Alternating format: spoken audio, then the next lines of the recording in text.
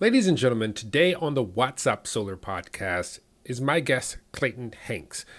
Clayton is a boots on the ground electrical and installer. I think it's very important to have conversations with these people because they know what's going on in the real world, what's happening in the now. So stay tuned for my interview with Mr. Clayton Hanks of CH Electrical. Hey, everybody, welcome to What's Up Solar Podcast. You almost thought I forgot, but I didn't. I was just creating some tense moments of suspense.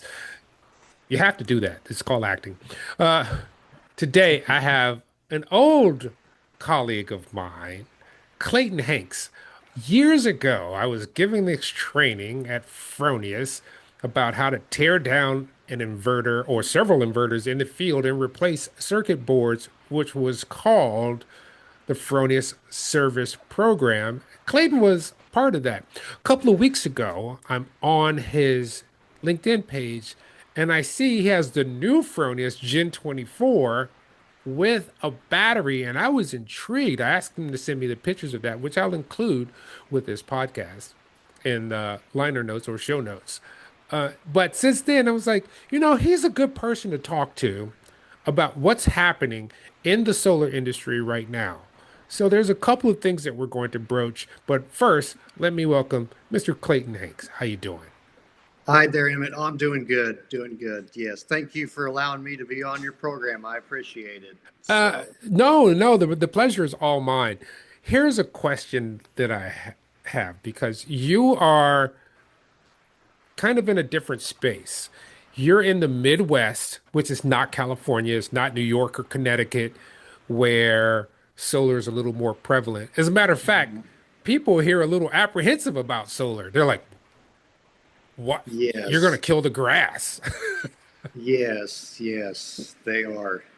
When you're meeting with colleagues or going to shows, what's the difference what's some of the challenges that you run into versus what they may run into?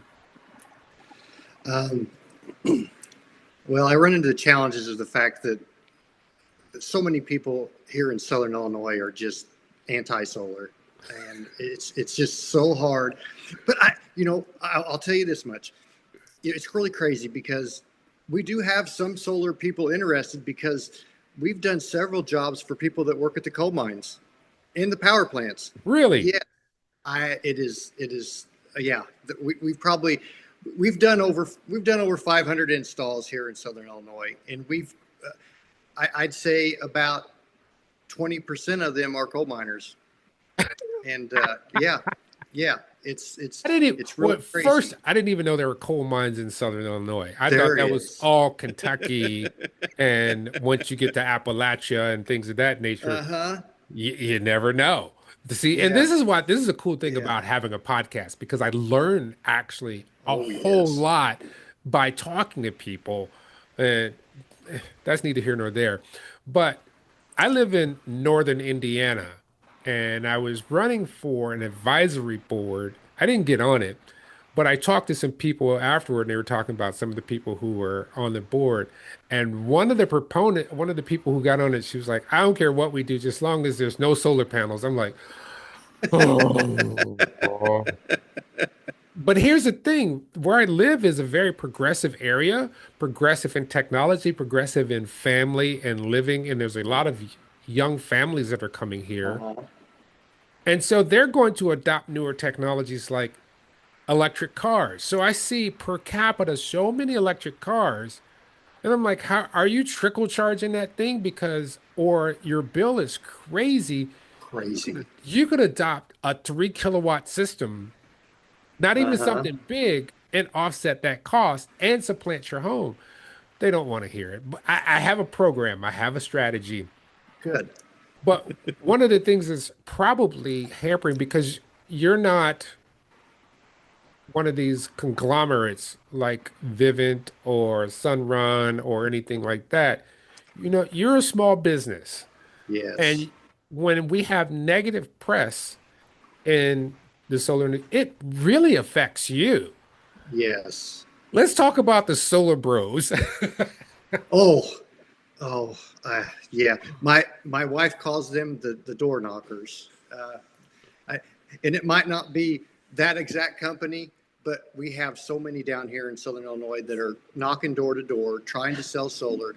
They're making sales, and the, I'm not going to try to say that they're ripping people off, but they're ripping people off with the PPA. We have had some customers that actually signed a contract with these companies, and they actually, after reading the paperwork, they're like, I don't want this.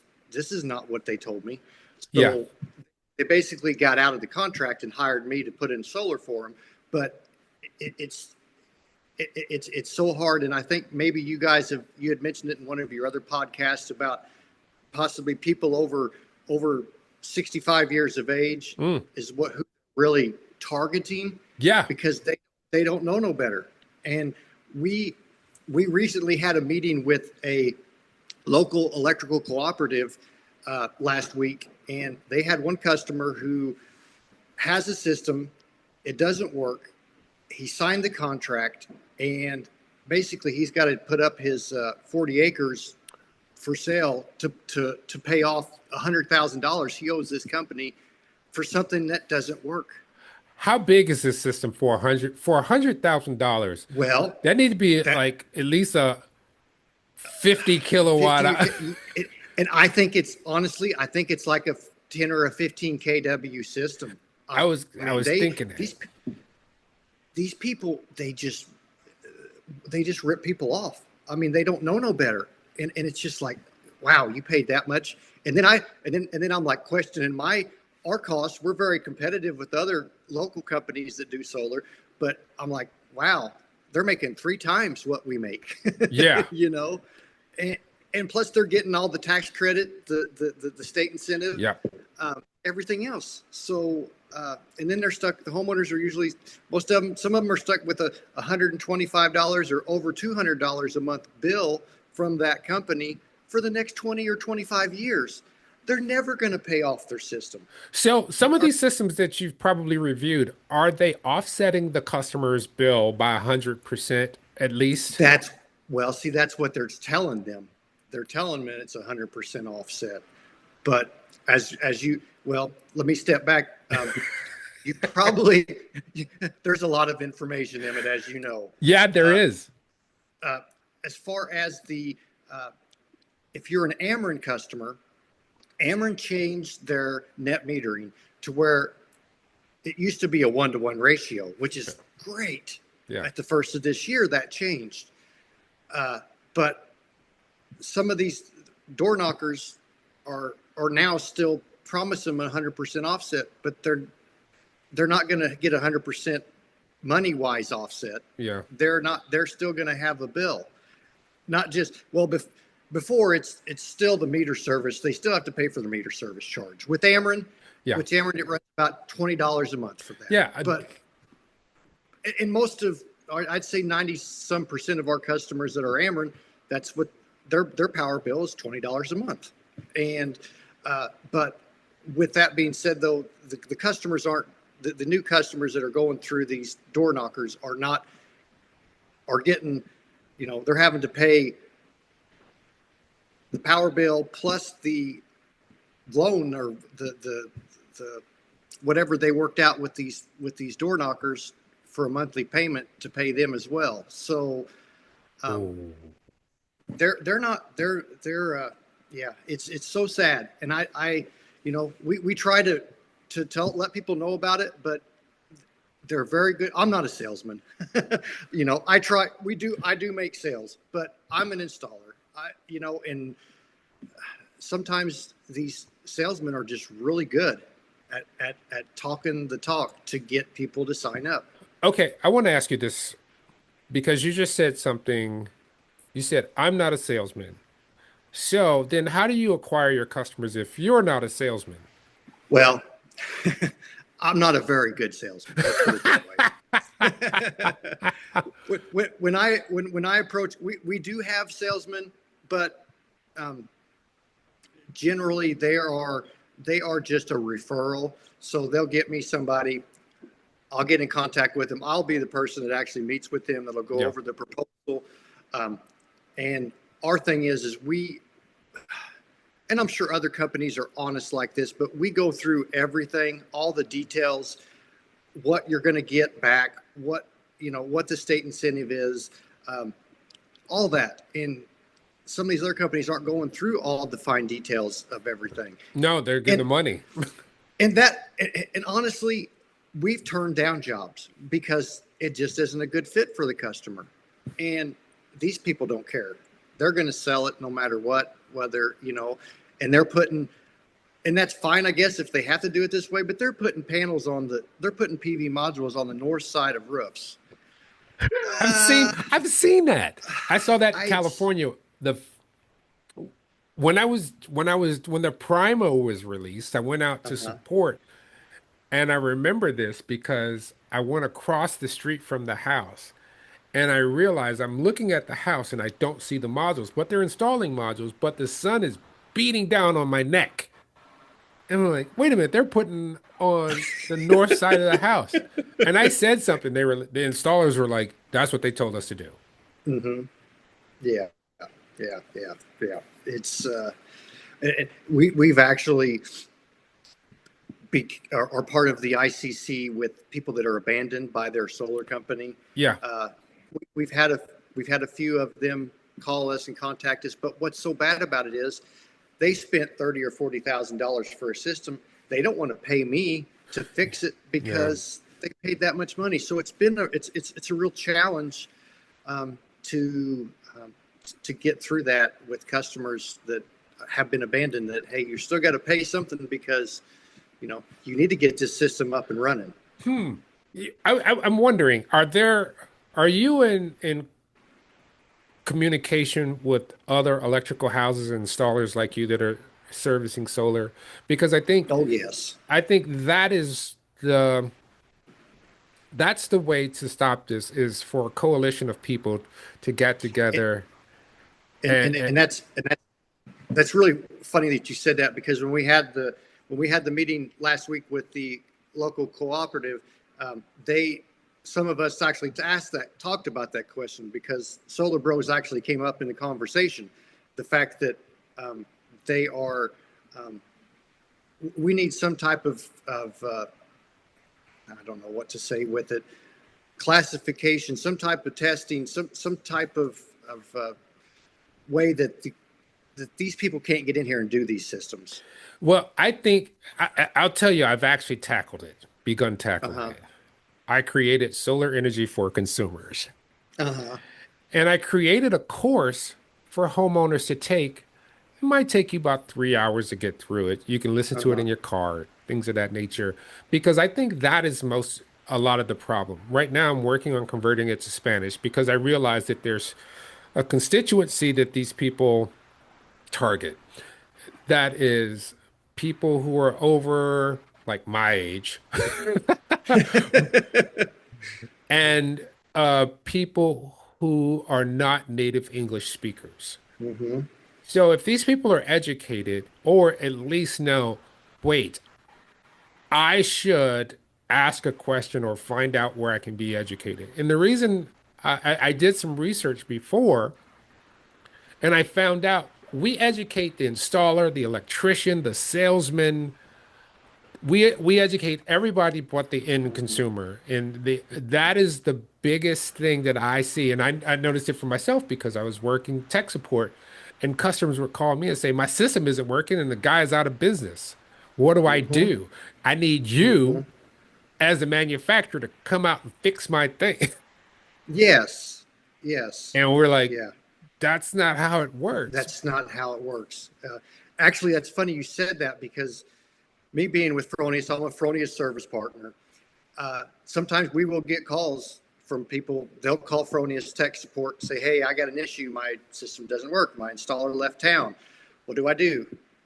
Sometimes Fronius will give them our information, and they'll contact us if it's close to our area, of Yeah. course, Do you to help. just do you just service Illinois?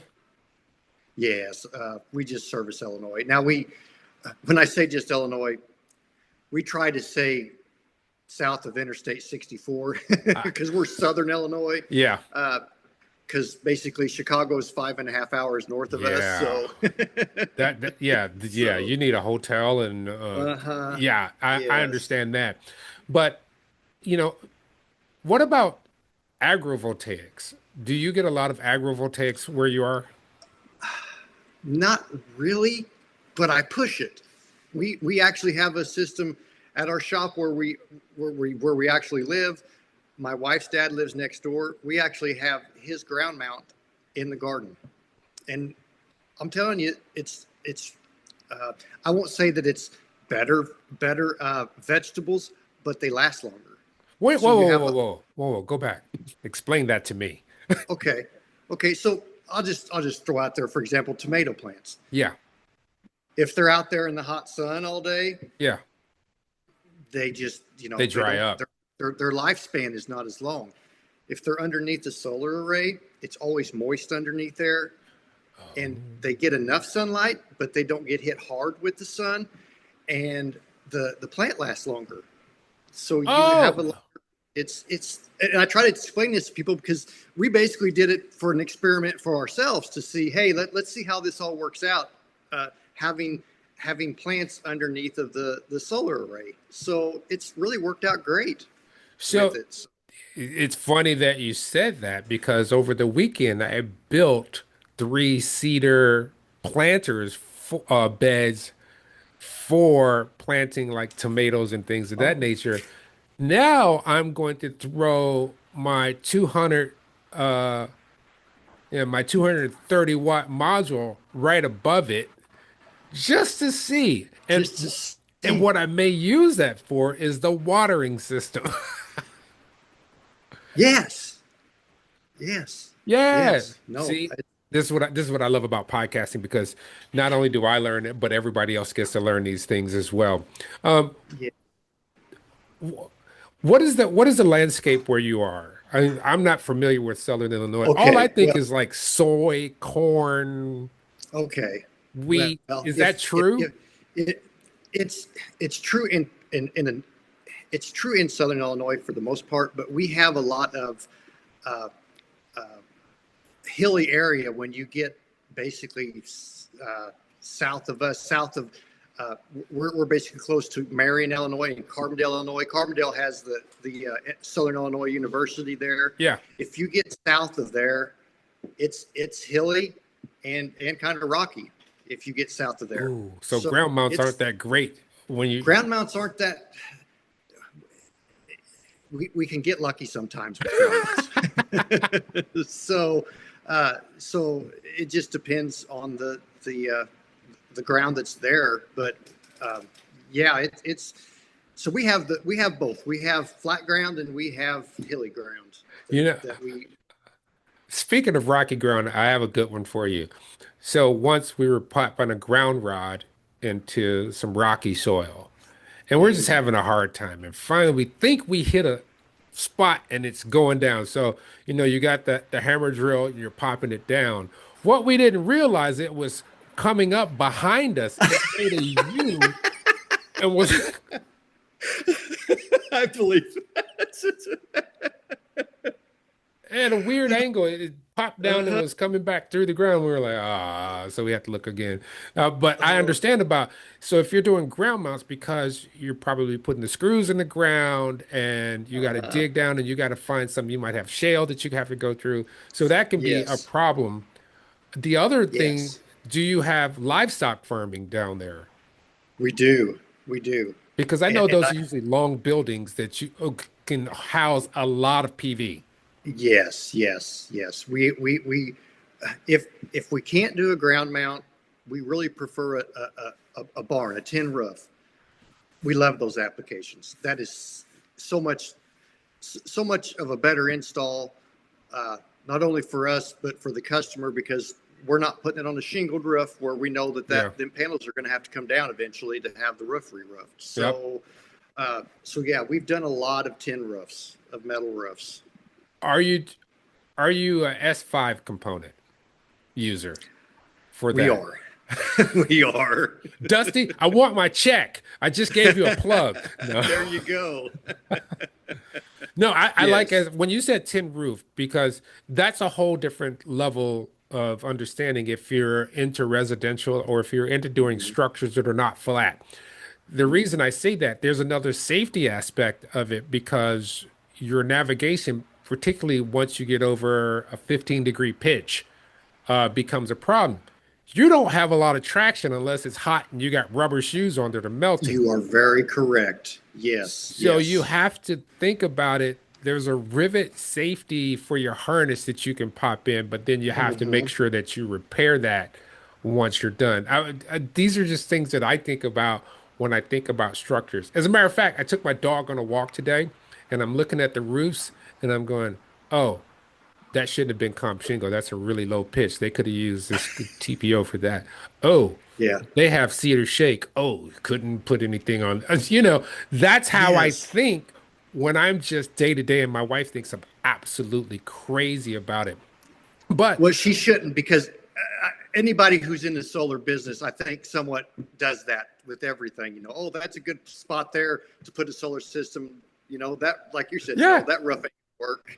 yeah. Oh, I'm like, So, they got too many trees. That tree is going to kill that. yes. Um, with the recent news that is happening with our government and infrastructure, how do you think that's going to affect you and companies like yours for the future? That is a very concerning thing right now with us and other companies. Uh, Really, right now, as far as the immediate, we've just been slow because people are scared to invest in this because they don't know, and I don't know. I don't know if you know. I thought that the 30% tax credit, as far as we know right now, is going to be at least till the end of the year. I Yeah, don't know if that's still the case yeah. with it. So it's yeah, it's just been very hard to to to sell stuff the way I want to sell it, uh, so that the customer gets the best return on it. I mean, I know it's return on investment is one of those things where it shouldn't be about return on investment, Yeah, but here in Southern Illinois, that's a big thing. yeah. Return on investment. How long is it going to take for me to pay this off? So, and we do have, unfortunately, there's probably only 10% of our customers that are really um, green people that really are concerned more about saving the environment than saving on their in their wallet. You're right. But like I said, though, um, it's definitely a challenge, and um, unfortunately, we're just kind of waiting to see how this is all going to play out with it. But I just wish that I wish that solar, as far as equipment goes, was cheap enough to where we wouldn't have to worry about a tax credit. We wouldn't have to worry about a state incentive. We could just put it in and help the customer. So, if it gets expensive when you start thinking about it gets more expensive when you're thinking about MLPE. MLPE drives the cost up. You can lower the cost with string inverters and modules, but because if you're on anything other than NEC 2008 or Mm-hmm. 12, before then, you have to have MLPE for rapid shutdown. Mm-hmm. The only item that I've seen that's gotten around it is the latest Tesla battery, the Powerwall 3, which Yes. doesn't use quite as many as the Yes, I plug-in. believe it's. I believe you can run two or three PV modules off of one. Yeah. We are a certified Tesla installer for the Powerwall 3, but we haven't really pushed it because we're having issues with getting it. So I've heard that. so we can't so we can't really push the sales. So we have to go with other stuff. So Yeah, um, because I think what you said, and I may get in trouble for this, but I saw the rise in Franklin batteries because people couldn't get the mhm, Powerwall that they necessarily wanted. mhm. Or, Yeah, I think that's the closest rival to that. But It still, is. when it comes to the PV modules, you're adding a level of component, a one-to-one in some cases, uh, for MLPE. So if you got a module, you got an MLPE device.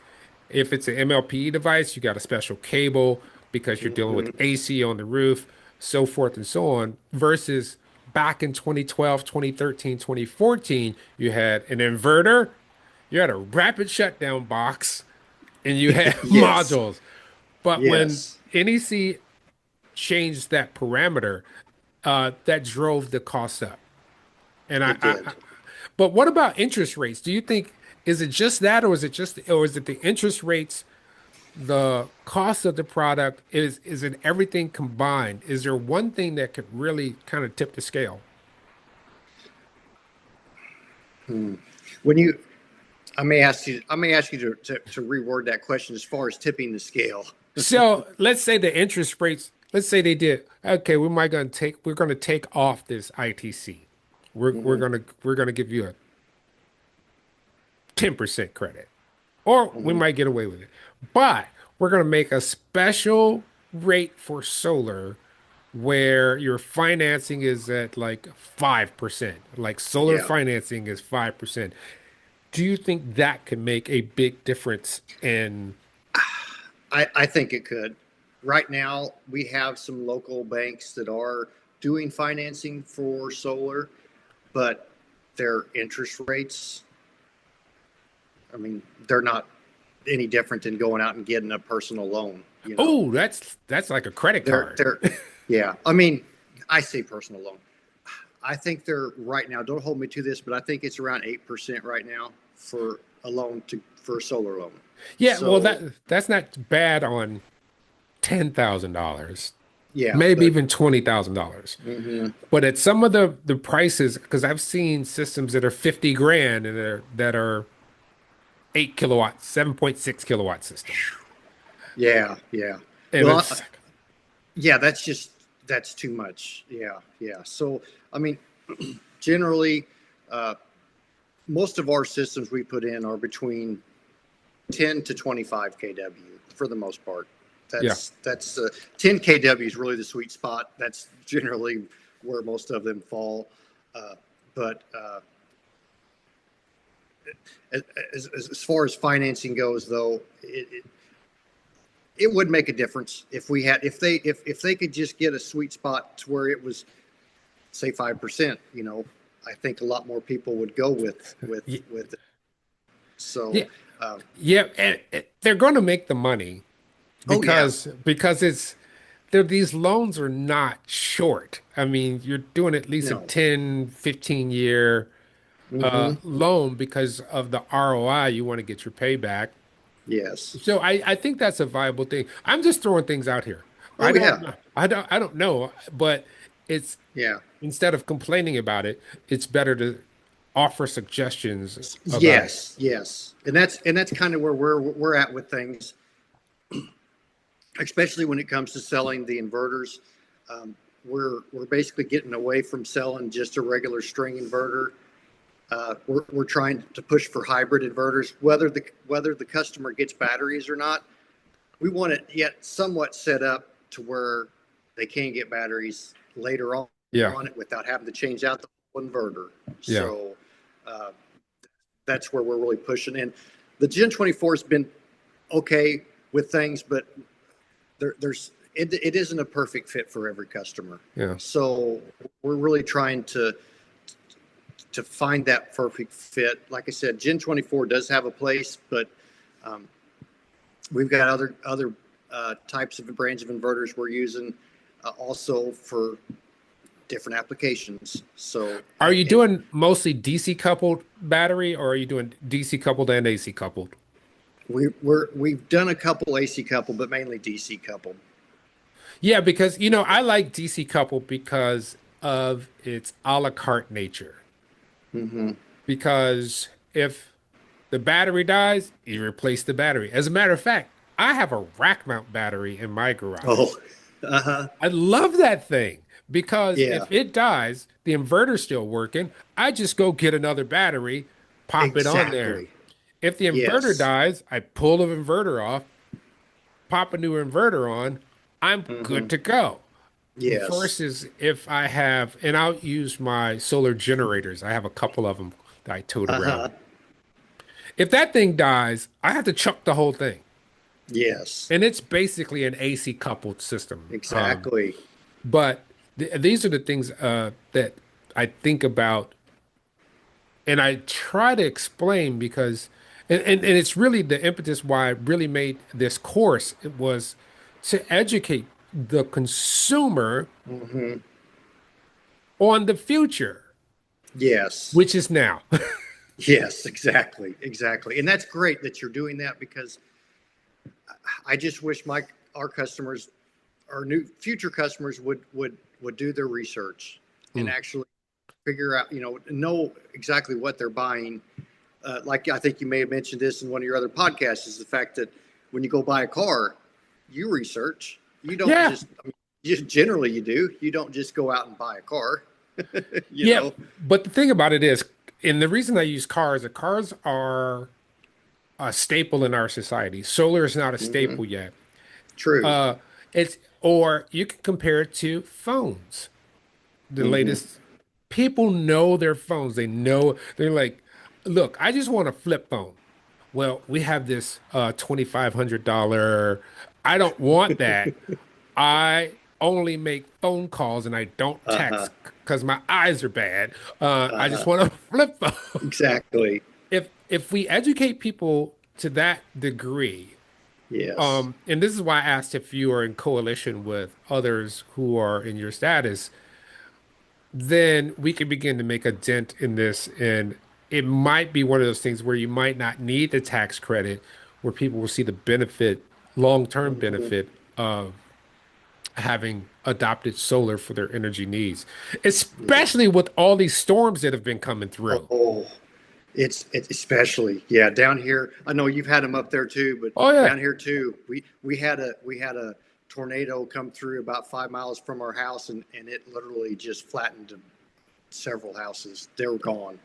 Yeah, So, and this is one of those things with battery. So you can have solar, you can have battery, which is going to, and what'll happen? It may take a tornado may take your solar away yeah. and leave your structure, but if you have that battery there, you at least have some kind of energy that you could have Hmm. while things are down. Like what happened in North Carolina? Was it North Carolina? It A may have couple been months North ago. Carolina. Yeah, North Yes. Carolina. A lot of those people are still without power. Hmm. And this is why I'm an advocate for solar generators, battery, and solar in Oh, general. yes, yes, yes, because of that. And we've actually had instances where storms have came through, and the solar system that was a ground mount was still standing. But that's a great testimony that the solar array is still there. But unfortunately we've had instances where it was on the roof of a house and the whole house is gone. Yeah. I mean, it's excuse me, it's just, you never know what Mother Nature's going to do. So it's really hard to, uh, yeah. So I have a question for you. Where can people find you? Okay. We have our website, which is chelectrical services.com. That's really you can find us on Facebook at CH Electrical Services. Um, that's really the two places that we're on. You can go to our website, or you can look us up on Facebook. We really don't. We probably should. We really don't do Twitter or any of these other sites, but Oh, you we have should. to. Of course, as you know, we are on LinkedIn, of course, but that seems to be the best go-to when it comes to talking about solar. I know that Derek, the solar boy, he does a lot on Instagram Yeah, he or does. on LinkedIn and places. So, which I'm glad he does. I think we had talked about this before, that we really need more people out there to uh, to to talk about solar, to get it to the public, to let them know what all is involved with it, what it can do to help you as far as losing your power, as far as losing power, saving an electric bill, saving the environment, there's just so many great things that we, you're one of them Oh, thank advocating you. this, and I do appreciate it because it's a great thing to get the word out for Thank sure. you. So, I'm trying. I'm trying. I'm oh trying. yeah, Maybe I'll well, come down there with my drone and just fly over all your stuff and take some pictures. I love flying over PV arrays. Love it. that's awesome. I That's love it. awesome. Hey, I Yes, want to thank you yes, so much for being on the What's Up Solar yeah, podcast and keep doing what you're yeah. doing and keep trying. Appreciate it. I appreciate it. I appreciate it. Hey, and I, I did from one of your other podcasts. I did see that you're into music, and I didn't know that you were into music because you play music. Oh, I'm heavy into music. Well, I can't say I'm heavy. Lately, I've been going backwards because uh, I've been taking music apart. I've been taking soul Uh music huh. and gospel apart for the guitar because I realize it's pretty boring right now. So I've been Yeah. just taking apart like Al Green, Aretha Franklin, Uh huh. um, and I can't think of the Al Green's guitar player was a master, and I've been just learning how to back up a singer if there's no other instrument. Oh, there It's you go. and playing old jazz from like Joe Pass. I've Uh been huh. trying to learn some of his techniques just so I can Oh, be comprehensive. But thank you for noticing. yeah, yeah. I'm a big fan of the blues. So, Oh, I'm a nut for that Muddy too. Muddy Waters, uh, Little Walter. I love them. I just that's blues is my favorite. I could, yes. So one of the things I planned to do, but my wife was like, "You're too loud," was I was gonna take my guitar out to an open field with a solar generator and just play really loudly for a while, just to show how solar generators There. with a module hooked to it, because I could play for hours that way. And then but I don't want to. Anyway, I got it. We're about to sign off. Thank you for tuning into the What's Up Solar Hey, podcast, and thank thank you you, for being Emmett. on the show. Yes. Whether you joined us from the office, from the field, or your off-grid cabin, we appreciate you more than ever. Be sure to like, share, subscribe wherever you get your podcasts. You can even follow us on YouTube. It's What's Up Solar Podcast. Drop a comment, drop a line, hit the bell notification to let you know when we drop some stuff. Until then, keep your panels clean, keep your batteries full, and your mind open. And remember, the sun never sends a bill. Till next time, it's Emmett signing off of What's Up. Peace.